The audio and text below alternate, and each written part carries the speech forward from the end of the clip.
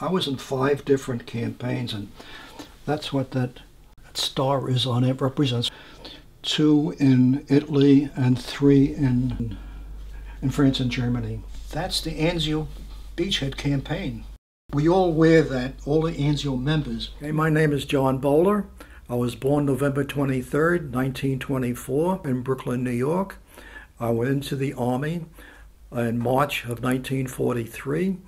I served with the 3rd Infantry Division through Italy, France, and Germany. All of these have something significant on here. I was Anzio Beachhead veteran of World War II. This is the insignia for the 3rd Division that I was on. I was in the 5th Army. I was in the 7th Army. Citizen of Anzio. This is a pin that my mother wore, and it says son in service. This here is a picture of all of us when we finished our basic training. And a lot of these guys, they never came back. That's me there.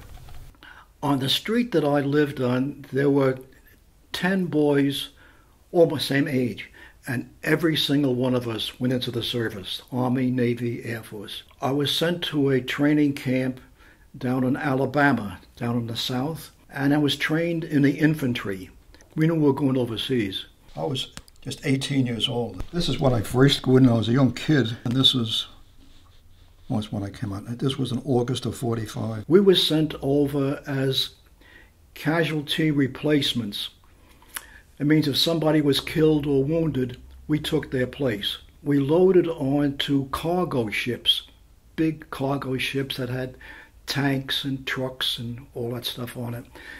And 22 days later, we landed in Tunisia.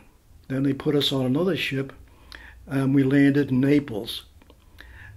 And the Bay of Naples was pretty well beat up. It was bombed. There were big ships on the side. British had their troops there. French had troops there. Morocco had troops there.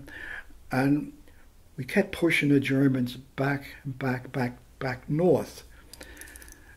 And but while we were pushing them back north, they were building a defense line clean across Italy from the Mediterranean Sea all the way over to the Adriatic. We kept moving as much as we could, usually, and then we get orders to dig in. And dig in meant you dig a hole, a foxhole. You dig down about 3 feet, you and another person, and you stayed in that hole all the time. If it rained, filled up with water, you got wet. You ate everything. Everything was cold. No, you couldn't make any fires. Every once in a while, they'd pull us back and we'd get hot meals. And we started to train an amphibious landing. We'd go out into the bay, go out on the ship, get on the ship, climb over the side down in cargo nets, onto the landing craft, and race ashore. This was Anzio, this is Nettuno. But the Germans had us completely surrounded here. This is on D-Day. We pushed. On January 22nd is when we landed. The British landed in Anzio, and the Americans landed in Nettuno. So we made the landing, and it was very easy. They took the Germans completely by surprise.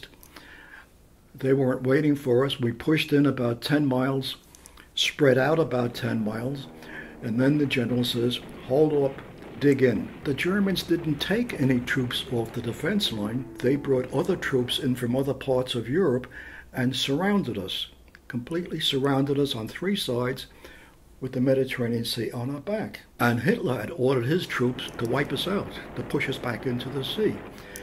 And they threw everything they had on us, tanks and planes and artillery.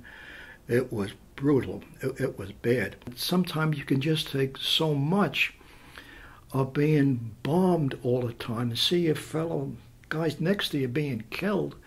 Our orders was stand and fight. And we threw everything that we had right back at them. We held our ground. And this went on for weeks, back and forth. On May 25, 1944, we staged an all-out attack, and we broke through the German lines. And 10 days later, we're in Rome. Rome exploded. They had big signs, "Welcome to the Liberators." They came out with flowers and everything else. It was beautiful. But for us, back in civilization again, after 4 months of living like an animal, it was just unbelievable. We liberated Rome on June 4th, 1944, and then we made another amphibious landing in southern France. And we were chasing the Germans all the way through France, into Germany. And when the war ended, I was in Germany at that time. I got home in October of 45. We were married in November of 45. We couldn't wait to get married. We had to get married. We were high school sweethearts. We met in high school as soon as we started. She was writing me every single day, never failed. And those were the letters that kept me going. I went to school on the GI Bill. I went to college at night. I got a mortgage, the first house that I bought. When I came home, nothing was being built at that time. Everything was for the war effort. So there was no houses, no apartments, no nothing. So we had to live first with her mother, with my aunt, different relatives, until finally we got our own apartment. I had a job, my wife had a job. So we managed okay. And we raised 2 sons there. I had advanced up. I was a bank manager. And my kids got married. They left the house. It was just my wife and I. And wow, this was really good. I had it made, had a big, beautiful house. Job was good. Then she got sick. She got cancer and she died. So I sold the house and I moved here.